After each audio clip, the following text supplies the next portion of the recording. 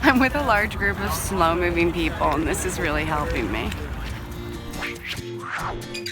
Fidget spinners are not just a cool new toy, they are supposed to be a tool to help people with ADHD and anxiety focus. I've had ADHD as long as I can remember. People who have ADD, when you're not focused, your brain is like going everywhere. When I saw the fidget spinner, it never jumped out to me as like something that would help my ADHD. So ADHD can cause some fidgeting and body control issues. Your brain is chronically under-aroused, meaning it's kind of bored. I'll play with my hair, and I have like split ends, and so it's like a little project. I'm really bad at, sitting or standing to watch or, listen to something for a long period of time. Yeah, I fidget constantly. I probably interrupt more than I fidget. And I lean back in my chair like this. Repetitive motions like cracking knuckles or sitting funny in their chair or tapping their feet. As long as that's something that functions for them, then it's a fidget that doesn't interfere with focus. It probably actually helps it. The claims that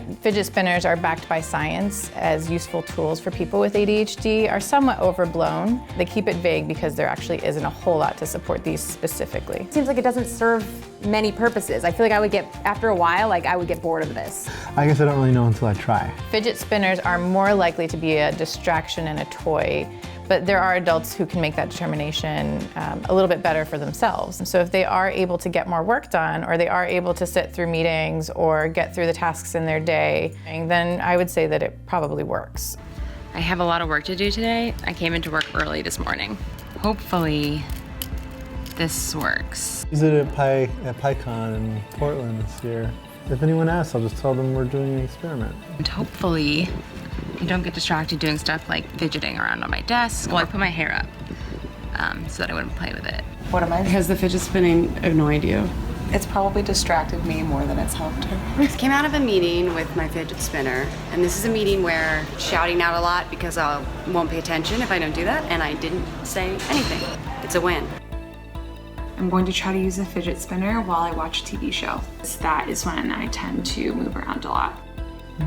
When I talk to people, I'll pull it out and start fidgeting with it, and I think it's not well received by them.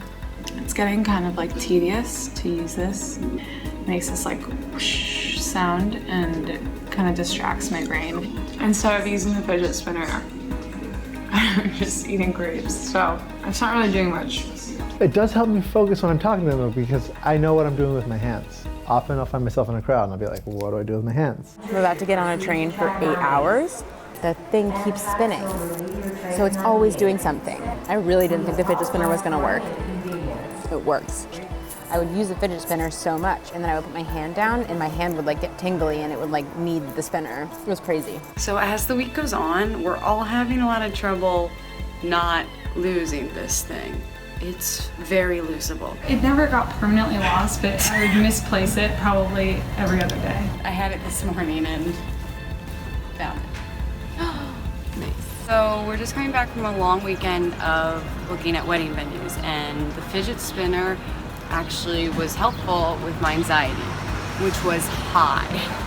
It didn't do much for me. As someone with ADHD, it was just another item for me to lose all the time. I thought it was gonna be stupid, but I really liked it. It really worked. The amount this distracts other people doesn't warrant the amount it helps me focus. I got a bruise here because I would just do it so hard because it was I just loved the fact that you just I thought it was helping me focus in meetings, but maybe it was just giving me something else to focus on so I wasn't so annoying in meetings. A really good test for whether or not a fidget spinner is something useful be what did you remember from the meeting. It might be a distraction, but it might not be an attention focuser. And so I'd bring it with me, but I'd often misplace it, and I think that actually speaks, the way that an ADHD brain works. For some people, it can kind of be another distraction. And I was chatting with a whole bunch of other engineers at the conference. This kind of gave me a little something to focus on besides the crowd as I was engaging with other people. It prevented that brief moment of boredom that usually leads to getting distracted with the ADHD. My huge issue is I was always playing with my split ends. That was a really big issue for me. Anytime I kind of felt myself doing it, I would just pick up my fidget spinner and I would just do this. I don't recommend this for ADHD, I recommend it for anxiety. Looking at venues, and I had my fidget spinner out. Every time I heard a per person price for food, I could have had a panic attack, but I didn't. You have to be in a situation where it's not annoying people when you're using it, and it's not gonna work for everyone. But if you wanna try it, try it.